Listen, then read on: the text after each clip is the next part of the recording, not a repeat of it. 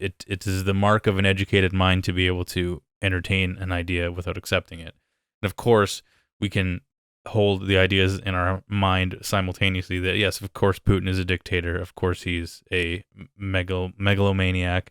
Of course, he's, done the exact same things that we all despise Justin Trudeau over, like debanking people and taking political prisoners. But that doesn't necessarily mean that he doesn't have a point about if the U.S. wants to put long-range missile silos on the Ukrainian border next to Russia. Of course, there's going to be issue taken with that, and it's completely reasonable to have issue taken with that.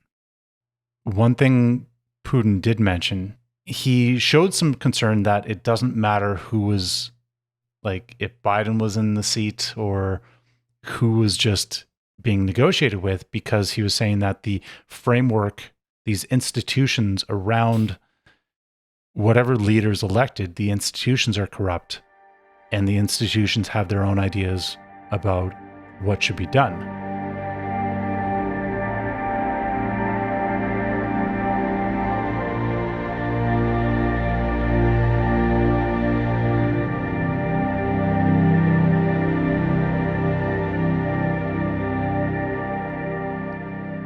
Hello, welcome to the Critical Compass. This is our weekly chat for the week of February 12th.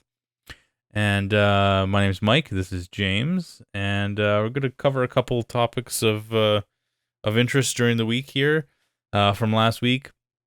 I think James wants to lead us off with the infamous and kind of a game-changer interview that occurred last week between one Mr. Tucker Carlson and another Mr. Vladimir Putin. If you want to, I haven't seen it actually. So this I've seen clips of it, but I haven't seen the full interview yet. So this is going to be a learning and a reaction video for me. But go ahead, James. Let me know what you thought about it. Yeah, I guess the interview itself was half the excitement. The other part of the excitement came from the Western media losing their shit over Tucker Carlson even getting a interview with him. And I guess with everything happening with the war, you'd want to understand like somebody's perspective, especially like you'd want to understand what's going on in Putin's head. You'd want to listen to what he has to say, listen to the words, and actually filter that through, well, does this align with our ideas of how things are going? Like, we can still listen to something. We don't have to agree with every single little thing that somebody says in one of these interviews, but the way that somebody answers questions and the way that they approach it and their tone and their just, you can tell a lot based on that. And to sum up the interview, the first half was an hour-long history lesson about Russia, like all the way from the 1500s. He went through some of the key moments into the 1800s, into the 1900s, and then into more of the kind of like current foreign policy and the dynamics of NATO and the kind of the wrapping up the dissolution of the Soviet Union. So I think Tucker Carlson was a little bit frustrated at first because he thought Putin was just wasting time, just like he thought that was just a power move just to deflect from actually answering questions. But it does seem like Putin believes what he's saying when it comes to, like, he was framing the history to try to give context to the situation, because if you just look at the context within a short time span of a year or 2 years, it maybe doesn't give you the full picture, especially in an area that you have a mixed group of people. Like, it's not like Ukraine is homogenized of only Ukrainians, so you've got a mix of people. Anytime you've got territories that have traded leadership and or have a mix of people, it does get complicated in there. So yeah, that was the first hour. So a lot of it maybe aligned with Did you ever watch the documentary Ukraine on Fire? It was I'm not sure I that think I it did. was it Oliver Stone? And he sat down with Putin, and that was all about what happened in the 2014, 2015, like the political change in Ukraine at that time. It's worth a watch. And from listening to maybe I did actually. I think actually you sent it to me. Maybe I think I did. Talks about like Obama's involvement in the Obama and Biden's involvement in the or non-involvement as it may be in the coup. Yeah, and there was even some direct quotes from Victoria Nuland, her involvement. Right. Yeah. I do recall. Yes, I do remember. So, given that documentary and some of the interviews, both from Putin and the other people that they interviewed in that documentary, what Putin was touching on in this interview with Tucker Carlson wasn't too different from that context. So I think he was touching base on the fact that there's been corruption in that area. There's been corruption in the leadership, and there's been harm against citizens, especially in the Donbass region. So I guess what are your, if just as a bystander, what can you sum up from the Western media's, like, what have they painted the situation as? If you can just give us a nice little summary. Yeah, well, it feels like they they want the idea of an independent journalist going to Russia to interview Putin as being like some sort of treasonous act, as if this is a government representative,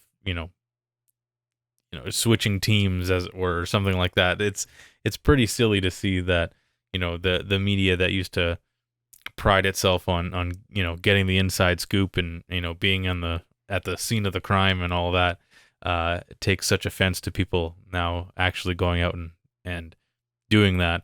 It seems to be what the reaction of a compromised corporate press would have if they were worried about the narratives that they spun about somebody's intentions being unraveled in front of them by actually hearing it from the horse's mouth. So wasn't there talk just a few months ago that Putin was in ill health, that he could barely form sentences, that his cognition has declined, and that he was not even like going outside. I think there was a few reports. It's hard to follow all of these random little I had heard some. I think maybe actually Rogan talked about how his face looked kind of swollen, as if he was undergoing like chemo or something. Like how sometimes people have that bloated sort of look. Minus what happens just from a weekend of eating way too much food. Yeah, that's different kind of bloating. Yeah. He when you said that he went on that hour-long kind of history lesson about the region, that rather than being a time-wasting thing, I think that might have been a more targeted, direct kind of, hey, look how lucid I am, and look how much I can speak on a subject coherently, compared to your idiot president he doesn't know where he is half the time, doesn't know what planet he's on, doesn't know if he's shaking hands with a ghost or not. Well, on the same day that Putin gave an hour-long complex history lesson on the area of Europe and Russia at that time, you had Biden he misquoted. He said that like Mexico bordered Gaza that same day. So just his son died in Gaza. So yeah, the juxtaposition between those two things were just, the one thought I had from the interview, and you could go through it with a fine-tooth comb, and maybe you disagree with certain things that you'd hear. Putin seems to have a very clear vision for what he wants for Russia.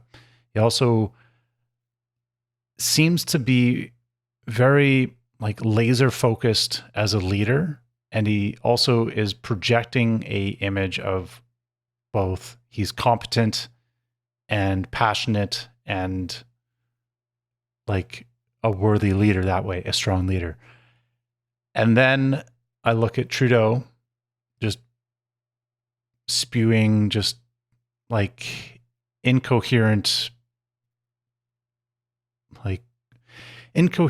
ramblings, and then that's from somebody who's not in their 70s. And then you go to Biden, which is incoherent ramblings from for a different reason. Yeah.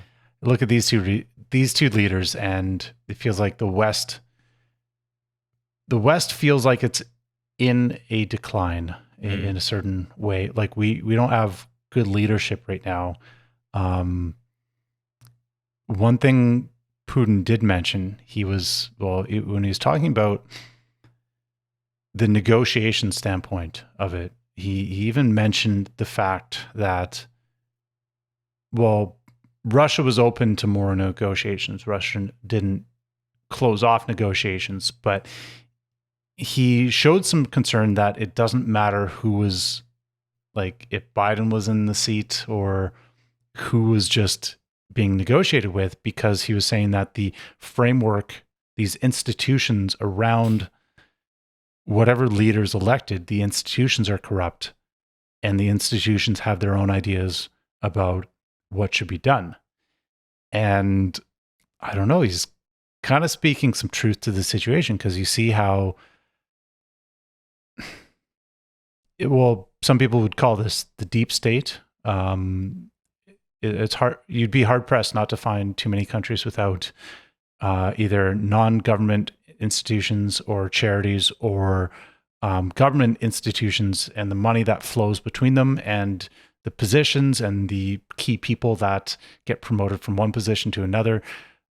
You'd be hard pressed to find any countries right now that don't have corruption within these institutions, especially when it comes to the kind of persuasion and power that these institutions have over policies or over what gets decided. And I think that's people's biggest criticism right now, is both Canada and the US have been sending a lot of money to Ukraine in this proxy war, which, like, if you look at this from Russia's perspective, this is just, they're going to keep on fighting as long as it gets fueled. Like, the sending money and fighting a proxy war is not really sending a message of peace. Is this getting does this get everybody closer to a peace deal when you just send weapons and you send money over? Oh, of course. I mean, that's the Western countries that are funding this are obviously talking to both sides of the mouth all the time. You know, this war needs to end. Here, take some more tanks. You know, I think the notion of like, all you have to do is go back, a year and a half, and look at how the headlines are being written about how, this is a walk-off victory for Ukraine. This is going to be over before it starts. The Russians are, bleeding resources and troops, and obviously that's just not the case. And Russia has obviously shown its willingness to just, as it has throughout its entire history, just throw bodies at a problem until the problem ends. There is no, for, like, sort of what you said earlier, there's a clear vision and obviously I can't think of the term that I'm trying to use, but like a sort of a pride behind the mission, and it's not going to be able to be derailed by just pretty words, I guess the Russian identity, the national identity, has been pretty strong. Yeah. They also don't spend that much time teaching their army about pronouns. So yeah, or putting tampons in men's washrooms. Yeah. Yeah, they are quite focused on just creating strong individuals ready to fight. You did say like just throwing bodies into the meat grinder. I think you can look at Ukraine right now and the fact that there's conscription going on, and they've expanded the age range for conscription, meaning that they're running out of bodies that way. They're running out of willing people to fight, especially if they're drawing upon people who are either previously injured or have some physical ailments that would prevent them from being fully able-bodied on the battlefield. So it feels like right now, through the money and resources that's being just funneled into Ukraine, lives are being lost endlessly where potentially peace could have been negotiated earlier on if this adversarial relationship wasn't established. And I think Putin, he was mentioning kind of the NATO dynamic to it. And when the Soviet Union collapsed, part of those discussions was that NATO would never, like, there would be no established NATO bases directly beside Russia. And the whole fact that NATO exists is because of the Soviet threat. So for NATO to exist, and Russia's not in NATO, for them to continue to exist and then expand and get closer to Russia, what is that, like, what message is that sending? Well, of course. I mean, that's the inverse is not mentioned enough about just how much of a thorough, unending, brutal strike would occur if the Russians ever had the notion of putting military outposts on the Mexican border, or in Saskatchewan. I think or Saskatchewan would be a great place for. Yeah, or on the coast, just off the coast of Alaska, or something like that, or on an island on the west coast. Like, put something in Cuba, what would happen then? Yeah. We'll never know, but it's it's just silly when you think about it. Like, just for more than 5 seconds, of course, you can, as you said, but at the very, very beginning when you began telling me about this, it was a reframing of an Aristotelian quote of it is the mark of an educated mind to be able to entertain an idea without accepting it. And of course, we can hold the ideas in our mind simultaneously that, yes, of course, Putin is a dictator. Of course, he's a megalomaniac. Of course, he's, done the exact same things that we all despise Justin Trudeau over, like debanking people and taking political prisoners. But that doesn't necessarily mean that he doesn't have a point about if the U.S. wants to put long-range missile silos on the Ukrainian border next to Russia. Of course, there's going to be issue taken with that, and it's completely reasonable to have issue taken with that. Yeah, to be able to look at it from his perspective is, I think, is key for getting closer to peace. What's the process of, are we always going to treat Russia as an enemy, or is there any way for us to start collaborating? Like, what's the process of getting closer to actually being able to, like, opening up trade, and the stronger kind of the net benefit, if there's a net benefit on both sides, you think we'd get closer to just this not needing to treat each other like a potential problem. Yeah. So if anything, this has strengthened Russia's independence. Yeah.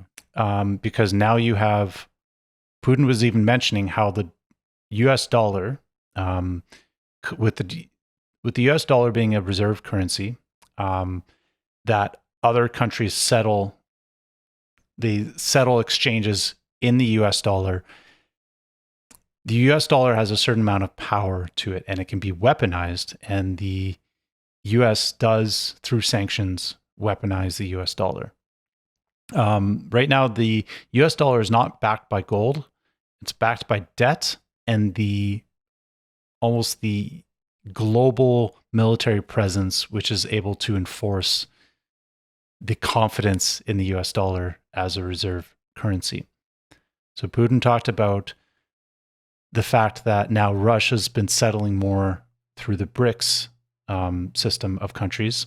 That would include, I believe, India, China, I think Saudi Arabia, and they've increased a whole lot of trade through these other countries because Russia's full of resources. They have oil, they have food, and they want to trade it. And if there's sanctions against Russia, they're not just going to just keep that. They're going to find a way to trade it. And there's other countries willing to trade for it. So if anything, this war is hurting the West more than it's hurting Russia. 100%. And that reminded me of something that I don't know if we ever talked about before off the podcast, but do you remember right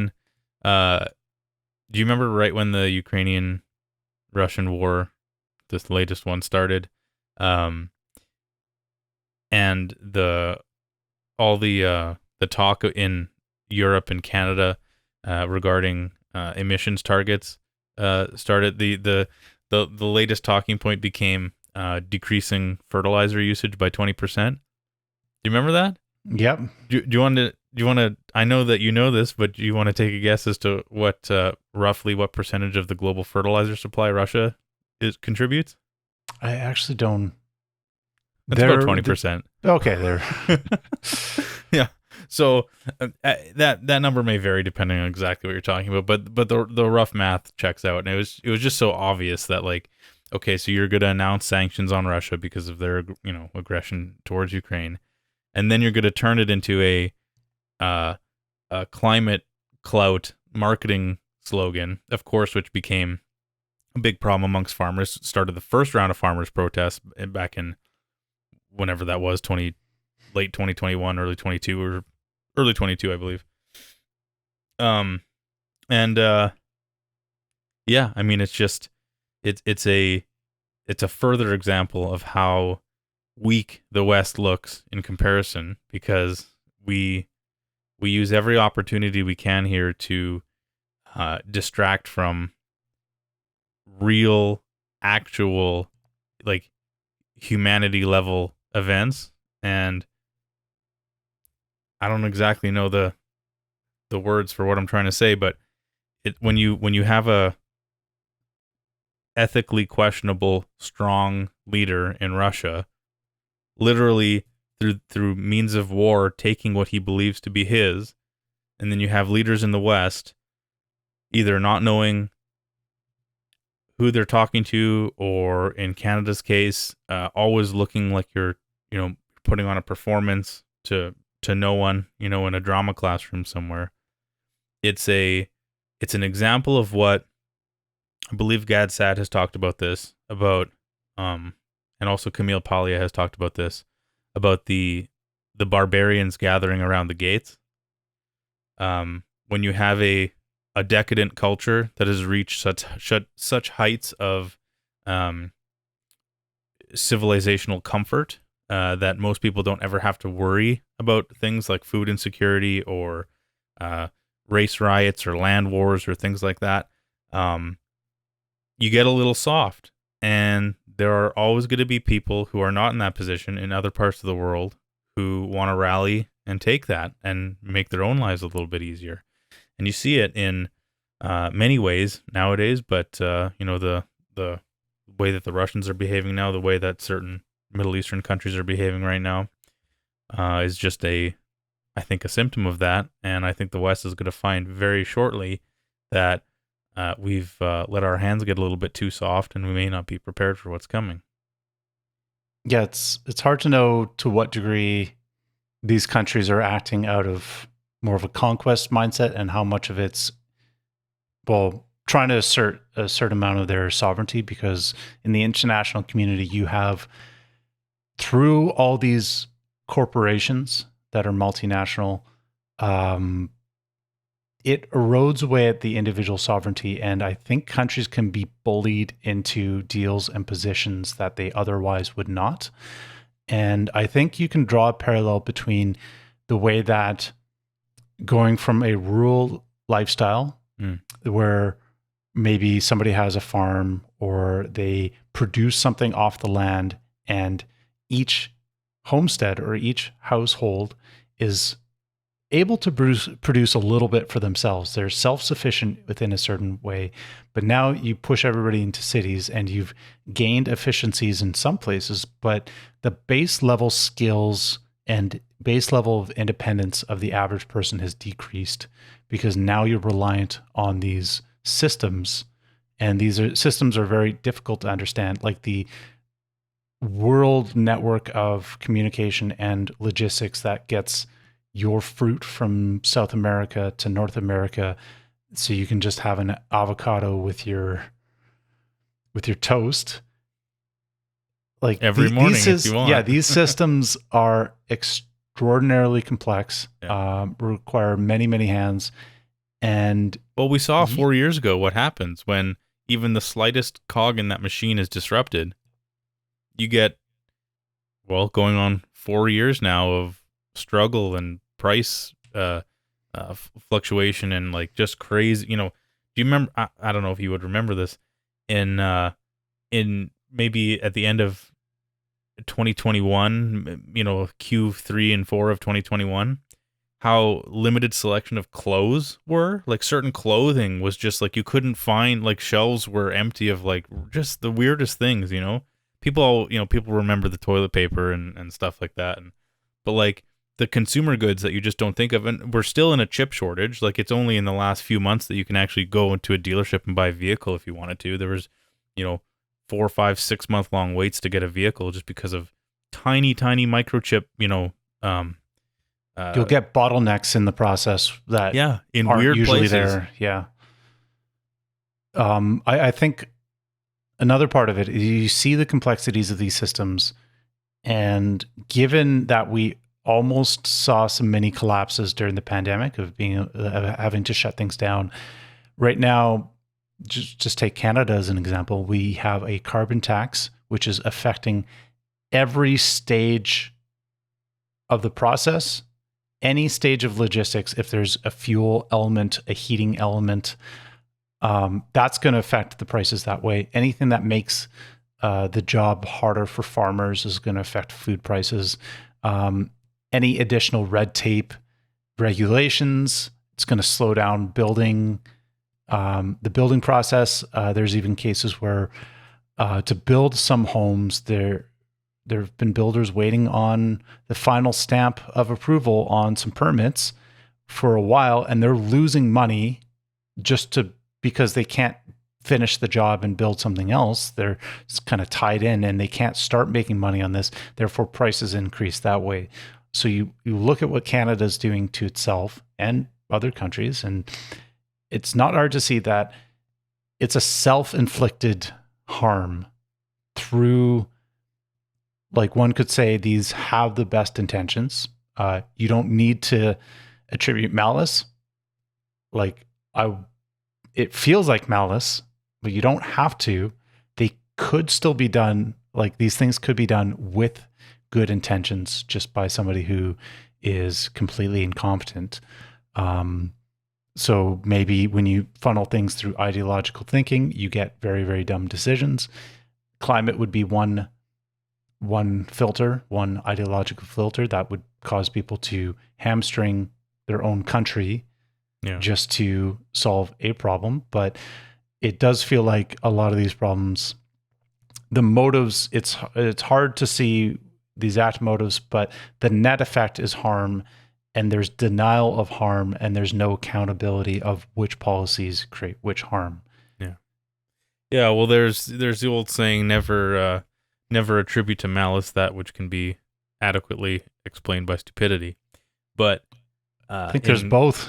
Yeah, it could be both. But yeah, in Canada's case, I mean, I feel like there's got to be one person who's looked at very, very basic statistics of the total global emissions that Canada is responsible for, and just crunched some very basic numbers and found doesn't matter what we do, if we could stop using, we could stop producing carbon entirely for a year and have zero impact on any global emission statistic, because like probably in the length of this podcast so far, China's already built like 3 coal mines. Like China is building coal mines now actively. Like there's no hope. You think by taking your bike to the grocery store you're going to do anything? Like, so there's the malice and the stupidity, but I also think it's also a lot of hubris by some of these leaders that have zero perspective of how Canada is actually viewed on the global stage and how little the rest of the world actually cares about the posturing that Western politicians do about any of this stuff. Did you see the one today from, is it Stephen Guilbeault, saying that we should build less roads? Oh, like there should be less money for road infrastructure. Okay. Not even for bikes? I don't know. I think they want to get down to everyone just walks everywhere. Just like public transportation. Yeah. You have to remember, Canada's a very, very long, wide country. Mm-hmm. So yes. We take up a lot of space, and also we all live within like 10 degrees of the border. You know, there's not a whole lot of expansion north quite yet because it's, the tundra. Yeah, you do have, I guess there's less people in these rural areas, but the majority of the population are in these massive cities, partially because the cities grow exponentially faster than the rural communities do. So that's where you're getting into this ongoing problem of immigration, where we have higher immigration than anywhere else. While we have a housing shortage, while we have a cost of living shortage, the majority of immigrants who start a life in Canada in the most recent years have still been dependent on government assistance. So they're not even coming here and getting to a point that they're able to thrive. Yeah.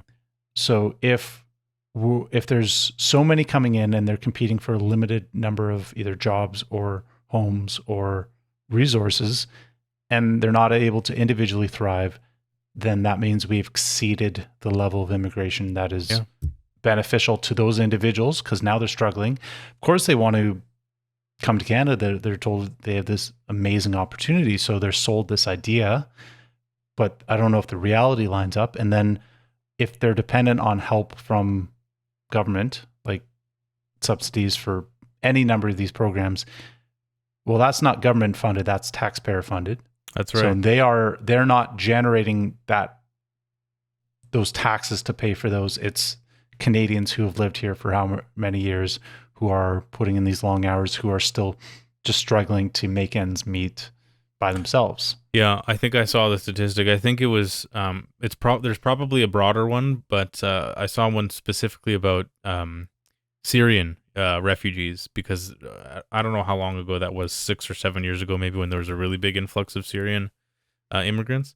And I think the statistic was in the 5 or 7 years, however much it was since the majority of Syrian immigrants arrived in Canada, only 10% or something are earning over the poverty line, and the poverty line, I believe, now is like $27,000.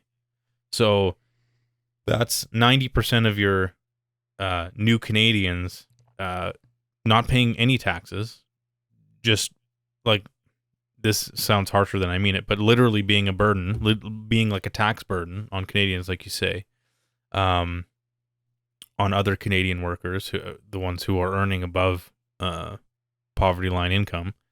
And it's, like, there's how many, it feels like you see a new article weekly now about people who from different parts of the world. Like, I remember seeing one about Indian immigrants who are leaving because there's nothing of what they were promised is true. This is not, you cannot come here and immediately have a higher quality of life. And that, while that is something that, I believe Canada has prided itself on for decades now, it's not something that is able to be actually fulfilled anymore. and it's very obvious that this shifts party allegiance, kind of by the generation. So when I say this is not something that like liberals do per se, but this is something that liberals are doing now. They are importing a voter base, is what it feels like. And they did it in the 60s and the 50s before that. It has switched parties over the years. At certain points in history, conservatives have done it. In the U.S., a lot of people, I don't know why people don't talk about this more, and I'm not sure exactly where I heard this, but I believe it was 8 of the prior 10 federal U.S. elections in California, or in the U.S., California had voted Republican in 8 of the past 10 federal elections prior to Ronald Reagan. Now, Ronald Reagan, apparently, I don't know the exact details. I have to look into it more, but he was supposedly a proponent of allowing Mexican migration into California. California becoming somewhat of a sanctuary state for Mexicans. That almost in and of itself has flipped California to being almost exclusively Democrat. And when I say that they were voted Republican 8 of 10 prior elections, that even included areas like LA. So they were staunch. California was a red state. And when a Republican wanted to use, what the impression was, a Republican wanted to use immigrants as a voting bloc, well, then people started voting against that. So it's not just a liberal thing, but it's a politics thing. People in politics do it all the time. It's not racist to say that you're using immigrants as a voting base. It's just an observation of what a struggling political party has determined its only course of action to win another election is. It makes sense that within whatever the 5 years it is to become a citizen, that politically speaking is not a long time. So an influx of people at the point that they're voting, and if they're still struggling those 5 years later, they're not going to vote for a party that would decrease their benefits. And if they're sold an idea that only those on the left will provide for you and give you what you need, then that makes sense why it's in their own interest, of course. Yeah. Even if they may not necessarily, I've talked about this on the podcast before, even if it's not necessarily in their own personal interests, as most of these people come from areas of the world that are not particularly liberal and they don't lead particularly liberal day-to-day lives. But they will vote that way if that's in their own best interest, of course. Of course they will. Even if it conflicts with some of their like other religious or political or like sociological values. Think there are, like, you can look at other demographics where there's some people they immigrate and they do exceptionally well. And that's also maybe when you have an educational factor and or enough wealth to get you started, and or you can get a little bit better of a job that way. But in the cases, let's say if Canada's letting in 500,000 to almost 1 million, because some of them are temporary foreign workers, and then you kind of blur the lines with some of what that turns into after. Does temporary, are they able to get fast tracked to a permanent residence? So let's say 500,000 to 1 million. How many of those are equipped with skills, language, and the tools to succeed? And are there enough well-paying jobs for them to succeed as well? Yeah, and also, are we making sure that they're not being taken advantage of too in other ways that are not necessarily even byproducts, but in certain cases active discrimination, in like when you look at cases of say enrollment at universities. It's well known that a lot of universities charge exponentially higher rates for foreign students, like sometimes in the 4 or 5 times as much for tuition for foreign students. So there you have an institution actively, blatantly, in my opinion, using they're cashing in. They're cashing in on a social, what other people view as a social obligation that we have as a first world country to welcome people from places that may not have as many opportunities for them. Well, now you have there's an example of, we're going to talk about him later on, but Mocha covered a case of I think it was a school in Calgary. It was a college in Calgary that there's a group of Indian students that are protesting them. I don't know if there's been a resolution to it. This was a few weeks ago, because they're pretty convinced that they're being intentionally flunked, even though they're actually passing their classes or they should be passing their classes to get them to re-enroll and pay for more semesters. And they're kind of stuck here. Like, if they're already enrolled, then they have to push through it to finish it. Like, or they've basically wasted everything. Yeah, they've wasted years here in search of a diploma or a degree or something that is being held hostage from them. Well, there's one other aspect to this that I was kind of thinking, through the DEI, this diversity, equity, and inclusion lens, that is, these initiatives are both in our national policies at a governmental level and also in institutions like they're in the hospitals, they're in universities, and they're in our workplaces as well. Businesses have implemented DEI policies. And there's this idea that the equity component of that is it's equal outcomes. Right. And commonly you'll see, somebody will pull up stats and they'll say, well, look at these people. They're not doing as well as other people. But hold on. We were just Mark talking Cuban's about music. Yeah, he was doubling down on that. So this idea that a group of people based on identifying part of an identity group, they're not doing as well as other people. But we're just talking about the influx of this influx of immigration.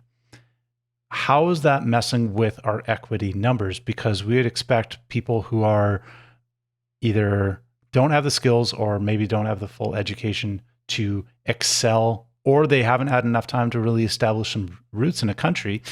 If Canada has a 500,000 to a million per year now of immigration, that's going to show up as proof of systemic discrimination against people who are not in these like dominant groups or Caucasian, or it's going to be used as proof that more equity initiatives are needed. And maybe not in the way that DEI advocates would want.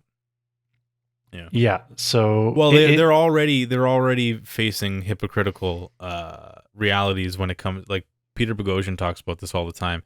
If SAT scores in the U.S. were truly representative of who was let into post-secondary institutions, 51% of college students would be Asian, and of course that isn't the case. So there is, people forget that it works both ways. You've in order to discriminate on behalf of someone, you have to discriminate against someone else. So you're using it depends on what metric you want to equalize for, right? Peterson's talked about this for years. Current discrimination to fix like past injustices. Yeah. Well, that's Kendi's idea, right? I mean, it's the only remedy apparently. So. I think he walked that quote back after. Did he? Well, that's good. I think it's the no longer thing he's ever done. No longer on his website. So. It won't be featured in his next book. But well, hey, speaking of how about this for a segue? Speaking of immigrants, why don't we segue quickly over to our next main topic of discussion today? I've been following this like a hawk because it's interesting to me, and I have a relatively strong dislike for our mayor, Mr. Amarjeet Sohi. Mocha, Bezirgan. He's been doing amazing work. He's been so good. He's been on fire lately, and I'm never gonna pronounce his name properly, and I feel so bad because I feel like it's like Iranian or some Arabic name like that I should be able to pronounce as a fellow Arab, but I can't do it, and I'm just gonna call him Mocha. He has an exclusive. He's reported on this back in, I believe, initially. This was a couple months ago, I think, but he's got some more info on it. So the tweet says, I'll read it from the top. It says, former Liberal infrastructure minister Amarjeet Sohi, who is the current mayor of Edmonton, did not disclose his brother Harkesh's trucking company, WRV, which received at least one sole source contract valued at, I believe this is supposed to be $18.9 million, from the Ministry of Innovations under Minister Navdeep Bains' oversight. There's some quotes here by a whistleblower. Both ministers, it appears, are endorsed by the World Sikh Organization. The tweet goes on to discuss how Sohi had apparently faced terrorism charges in India, and he was apparently arrested in 1988 for being a suspected Canadian terrorist, despite not being a Canadian citizen at the time. He was jailed for almost 2 years, but it looks like his family in Canada lobbied their local Conservative MP at the time, who was David Kilgour. And with pressure from Prime Minister Brian Mulroney and CSIS, India released Sohi back to Canada. Sohi was, I guess, asked about these claims and charges, but there has been no response. So this is a fairly dense series of accusations, but what it comes down to is the ultimate issue of corruption here is related to the Gordie Howe Bridge project in Regina. It looks like... So that was the bridge that required a whole bunch of materials. Like, it needed a whole bunch of rocks and earth. And to do that, you need a certain, like, there's trucking companies involved, and there's also companies that they're either going to extract on site or get it shipped from somewhere else. That's part of the context? That's right. And I found the original tweet. This is from January 8th that he initially talked about this. So, the tweet reads, high-level corruption within the public-private partnership project of the Regina Bypass project. The project, costing taxpayers $2 billion, is now under scrutiny for potentially being the largest documented case of corruption in Canadian P3 history. Bob Ray, Canadian aggregate supplier armed with leaked documents, secret recordings, and other evidence, alleges that the Saskatchewan government and federal officials were involved in corrupt practices in the Regina Bypass project. We'll link to this tweet. It's a fairly long one, but where Sohi comes into it is apparently he used his position as the Minister of Transportation. He didn't document his travels, even though it was taxpayer funded travels, but it wasn't documented so that he could apparently travel to this location without scrutiny. And apparently his brother's trucking company was granted a contract that it may or may not have earned. And for when we're talking about, looks like we're talking about an 8-figure sum. So that's a pretty wild accusation if it proves to be true. That's some pretty high level corruption from people who should be facing a little bit more scrutiny than an independent journalist on X. So he went from being tied up in these kind of international, like being accused of being an international terrorist. And this is Khalistani related too, I believe. Like there's a lot of interesting Khalistani things with Canadian politicians, isn't there? So, but Paula Simmons, she was an Edmonton Journal columnist writer, who is now a senator. She was appointed a senator from Trudeau. She is the one who helped write some of the articles to get that persuasion. And I think it helped clear his name, like through her writing about it and kind of set the stage. But ultimately he had no skills or experience or anything special that we're looking at this. Like, why was he transportation minister? He was a bus driver, right? Isn't that what he primarily? That's technically, he's been on roads, so that's experience. That's he has transported people and things, yes. But like, he has no specific educational or other work experience that would have made other him, qualifications that you would think a federal minister should have. yeah. I don't think it's elitist to suggest that. Well, you would want people to have a certain perspective and experience that would set them up to doing the best job. And with a blank resume like that seems like it was a position not earned by merit. Yeah. And then you look at, well, with him as the Edmonton mayor now, that's also not a, did he get the skills to run a city from transportation? Like, as a minister of transportation, like, did he, other than learning how to be in politics, like, I don't think that really fleshed out his resume that much as well. So I'm curious to see what actually happens with these accusations. This is fairly fresh. It's just in the last couple of days here that there's been that he's been covering this case again in more depth. So we'll see what comes of it. And interesting though. I wonder if he'll face any scrutiny from any local press. I have a feeling this will be just like all the other Canadian scandals. And maybe we do an episode where we just go through the long list of scandals, and then we remind people how short of a memory goldfish memory scandals. Yeah, like our media doesn't talk about it. People forget about it, and then somehow we trust the government to handle all these things. There's currently, like, even ArriveCan, that app, which you had. What was the number? Was it like 400,000 reviews or something on it currently? Like some ridiculous amount of reviews that no app gets. Here's the thing about the reviews. It was still getting reviews even after the pandemic ended, and it was not required. So it's got recent reviews on it. Yeah, it got as recent reviews, and they're all 5 stars. But you ask anybody, they all hate this app, or they just never used it. Yeah.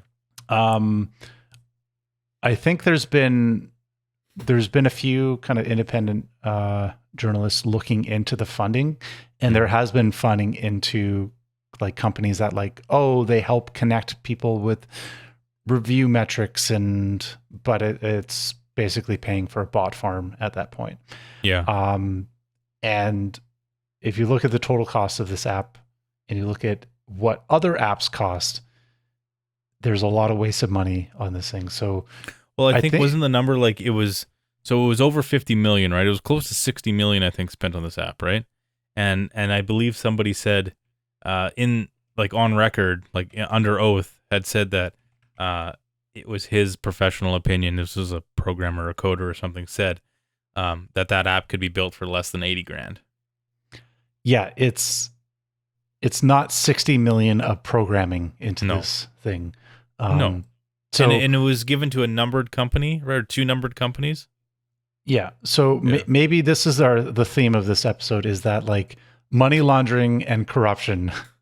And it's not just exclusive to I think if you uncover most countries, this is just what you get over years and years when you get corporate interests being mixed with government interests, which is and having no consequences for behavior like this. No one, I'm sure that even we've even seemingly forgot from just a week and a half ago that the Emergencies Act was unconstitutional.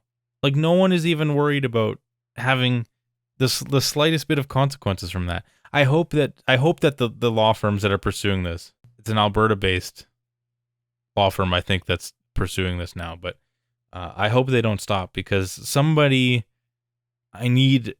my inner my inner SJW from 2007. Somebody needs to face consequences for this, Well, you'd hope that there'd be enough checks and balances that we can both prevent these things from happening again and also punish people who have let these things happen or who were involved in it.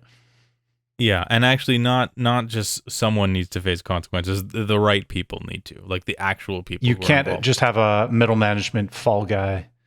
Yeah, for this. exactly. Some hedge fund manager like take the fall for it and get put up in a 5-star prison for 2 years. Like there's no way. Like there's got to be some, because otherwise, like how do you disincentivize every other politician from just doing the same thing over and over again because they found that it can work and we're too weak-willed as a population to actually hold anyone to account about it.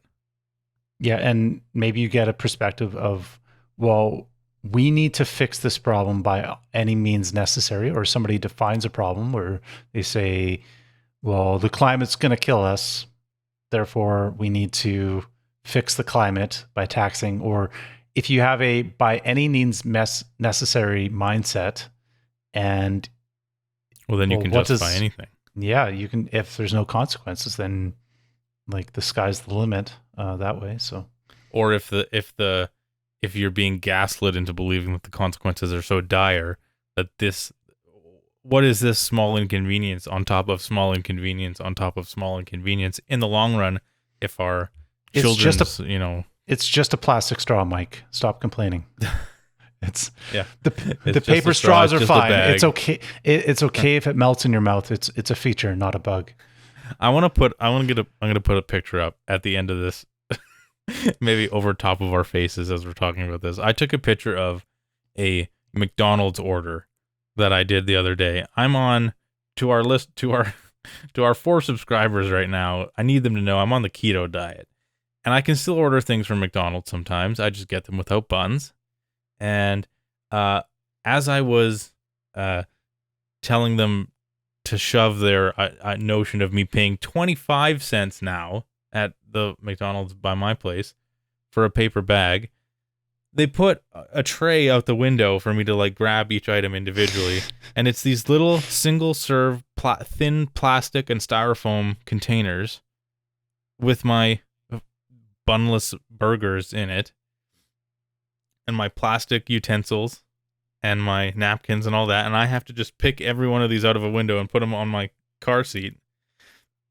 And I got home and I looked at all this garbage that I was given, all this single-use plastic garbage that I was given because I didn't want to pay for a recycled paper bag. And every day, I just lose a few more neurons and I get a little bit more ornery and old man yelling at cloud. Maybe on another episode we'll ask the question, is this an accident or is this little bits of humiliation? Well, like specifically as a demoralization, like it's and do trees not matter anymore? Do you remember when everything was was the whole reason? Yeah. we're switched into plastic so we save trees. And now trees apparently are a renewable resource. Yeah. And there's even you'll see listed like, 5% of energy in this area was from eco-fuel or renewable resources, where it's just wood pellets being burned. That's wood. This is burning wood.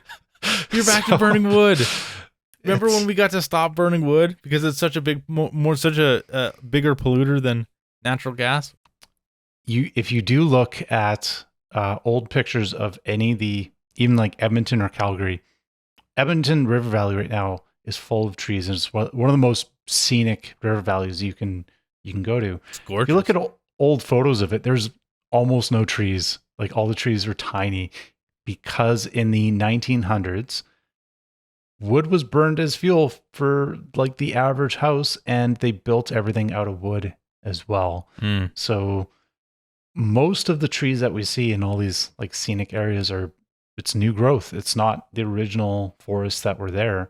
So the whole reason we've been able to make these massive improvements in our quality of life is because of these energy dense fuel sources like oil and coal that makes it so we don't have to cut down trees to keep ourselves warm in this cold country that we live in. Yeah, or you could be like Germany right now and be reverting to fuel to wood. And I've even heard, I don't know if it was Germany or if it was some other European country, but there was a whatever the politically correct term is for dung fuel, is being floated as an option when there's just the What are prime the- minister said there's no business case in selling natural gas to Europe. So what do I know? Yeah. Well, there's more to explore there, but Yeah, we will. James, always a pleasure, never a chore. Anything Yeah. else you want to say before we cut her off? We managed to keep it to right about an hour. yeah, I think that covers quite a bit. I'm sure given another week, we'll have plenty more to talk about and some other deep dives for us to do as well. Sounds real good. Okay, thanks a lot as always, and we'll see you guys in about a week. Cheers. Yeah. Cheers.